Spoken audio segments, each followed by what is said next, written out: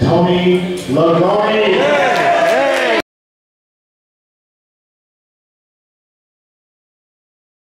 I would like to introduce you to Brittany Urban from the new Canon Kit. I want to thank Joe and Ernie for organizing this. It's so special for us from the new Canon Kit to meet all of you guys and see where Canon Kit has now have 14 sites all over the city, serving seniors and disabled adults, helping them manage their benefits, navigate through the benefit system, and getting access to the food and shelter reservations, nourishment that they need. So that is an extension of Canon Kit. We all remember what Canon Kit was and how we felt about it.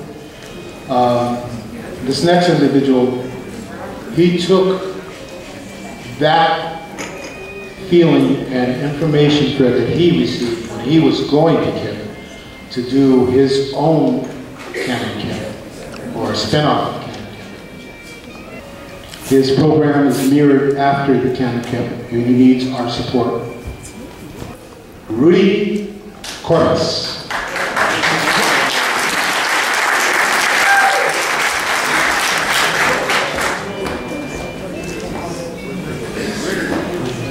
Thank you, Joe.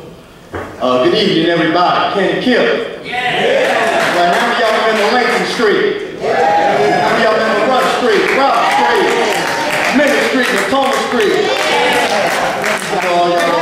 My name is Rudy Cordes. I'm one of the Cordes brothers, the youngest.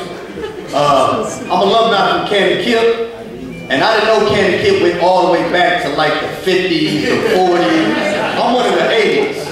But one thing I really hated when I used to go to Canon Kit was study hall. No, is that paying that 25 cents? But now that I'm older and I'm wiser, and the wisdom that I got is supreme from all the knowledge that Canon Kit gave me. Everything we do, all the way from Canon Kit, when we used to go to Big Basin, we used to go to Santa Cruz Beach Boardwalk. Y'all remember Blackberry Farm? We still do that.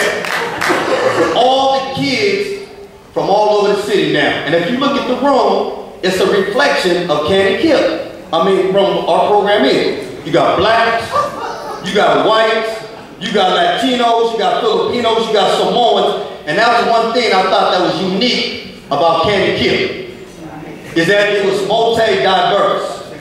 And when you have so many different ethnicities with so many beautiful hearts and people that run it, that's all God's work. And when we're doing that, that's what we're pushing now. So as we've been an executive director of our organization, United Players, we are still currently in the South of Market. And if you guys are ever interested in seeing the work that you guys have started, the work that you guys laid down is merely a reflection of what you guys did way back then. We just mimicking what you guys did. And when I look at all the pictures, I see us. Not in black and white though, but in color. So I just want to say, the Canon Kit people, there's a lot of people who passed away throughout our time. We don't Canon Kit people, we don't die, we multiply. And the alumni people are here. I see the old school, the new school, the no school. I'm just thankful and I'm humbled and I'm honored to be a part of somebody who got chosen to speak. I actually didn't know, but it's in God's will. And I just want to say this in conclusion. Canon Kit is I think it was started from a church, Episcopal, right? The Reverend Canon Kit. Reverend Canon Kit. Our spirit that we do through United Players that we move now started from gang violence in 1994 at Balboa High School. But a lot of the staff that I have now currently are from the South of Market and we're from Canon Kit. So we use the same tactics. We use the same strategies that all you guys did way back then. And sometimes when you look back, what worked and the stuff that didn't work, you got to use that stuff to move forward. And that's what we're doing right now. I challenge you guys to come check us out, 1038 Howard Street. We got a big mirror out there. And every time you see us on TV or you hear us on the radio or the newspaper, it's merely a reflection of all you beautiful people, because all we're doing is God's work. So thank you for having me speak. Candy Kid, y'all. Candy Kid for life. Our next speaker is a volunteer from Canon Kip, Mary Ann Saylor.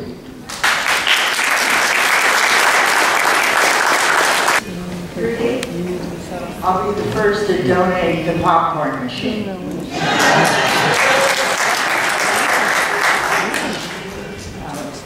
I wasn't a volunteer, Joe. I actually got paid for the job.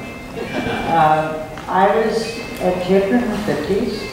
It's pretty disheartening when you meet someone who says, well, I'm 60, so I was way after you. One thing that I wrote when Ernie asked me to write a couple of things about Canon Kip is that the work there was so satisfying. It was probably one of the most satisfying jobs I've ever had. I've done a lot of things, and I've been fairly successful. So I feel strongly, looking back, and my husband hears all kinds of stories about Canon Kip, especially around Christmas time. I reflect on it a lot. Miss Burke's school used to come and give a beautiful party with a Santa Claus that looked like he stepped out of Neiman Marcus. And it was gorgeous. And we dimmed the lights. Tony was great for that kind of atmosphere. And I remember one little boy holding a box about the size of a shoebox. And I said, Francis, aren't you opening your present? He said, no, because I know what it is. And I said, what is it? He said, it's an electric train. And I said, I see. So I went back to the kitchen and I said, hey, we need an electric train. We need it fast. And they got the cab driver to deliver that electric train in the morning. That's the kind of heart that goes into this work. And I commend all of you. You look wonderful. You've done well. I can't say we made an impact 100%, but I'm sure proud of what I see. Thanks. Okay, this next speaker that's coming up, but let me take you way back. Back when this woman, this gorgeous woman, used to come to study hall. And Linda, a couple of us, I have to tell you the truth now. A couple of us, we didn't go to study hall to study. It was because of you. You know, it wasn't for that sandwich and apple and milk. We waited to see what you were going to wear the next week when you showed up to study hall, so we could go out, right? And then one day, you walked in, and then we saw Jay bug-eyeing you. And a group of us, I was included in this, because, a lot of good things came from Kip, and Jay, you owe me. Because we ran up to Linda, and we said, hey, Linda, he likes you. And then Linda got this all smile. You know how the women do when they want to hook it. So then we run down to Jay and we say, Jay, Linda likes you. And then Jay got, Bruce was stopping. Next thing you know, today, they're still married. Let's hear it for our coach. Everybody call him Julio at one time, then we start calling him Jay. Jay, come up and take the mic.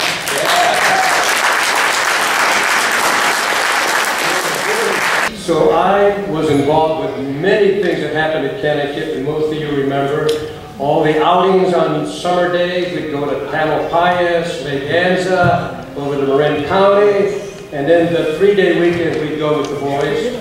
We'd take about 12 every time, Tony and I, and going with Tony was really something. There's always something with Tony, and he'd always giggle. He'd laugh, he'd have a little joke. And one story I do have to kind of mention quickly. one night he told all the 12-year-olds, and some of them are still here, he told Joey Adler and Ernie that there was a gold diamond horseshoe up on a trail and the guy get the right horses the next day, all day. Boy, you couldn't stop. And we're not talking about little kids. These kids are 13 and 14. And they took off, and Tony and I got behind a tree, giggling, you know, it was getting dark. Oh, before we got them. But they never came back. There was no horseshoes, just a trail. In all the years I was there just going there and also working, we never, do I recall, ever had any problems at the center. There was never any, in my mind, there were no fights, no gang problems, no drug. I mean, everybody got along. And Tony was there to help out a little bit too. Tony would talk to a lot of the fellows and kids and give them a little advice if they asked for it. So that was one of the better things. I think everybody that went to the center got along, never had a problem. And we also had good teams. I coached a lot of the teams, and we'd play other centers, and boy, we were very respected. We had a lot of good kids. In fact, there's some of the fellas still here. I saw Red Ramus over here, and a couple others that were good athletes, and we had a real good time. I remember on Christmas when we received a large red stocking from Santa Claus with toys and candy, looking for that special envelope that contained a new, crisp $1 bill. George Washington never looked so good. And with that $1, I could go to a movie at one of the large, magnificent theaters on Market Street, the Paramount, the United Arts, the Warburg, the Gold Game, or the Fox Theater.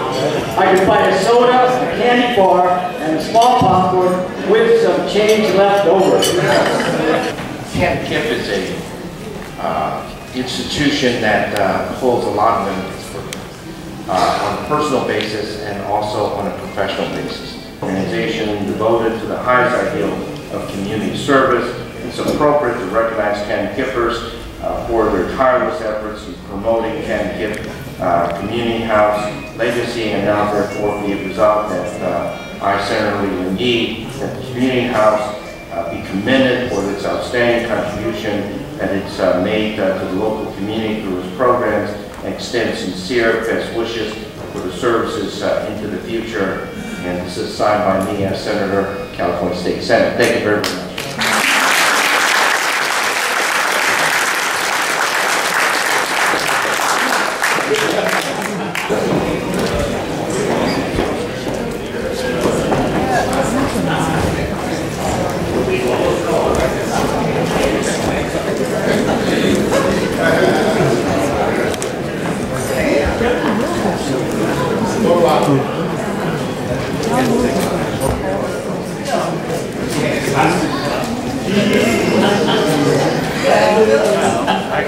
Harry, good luck.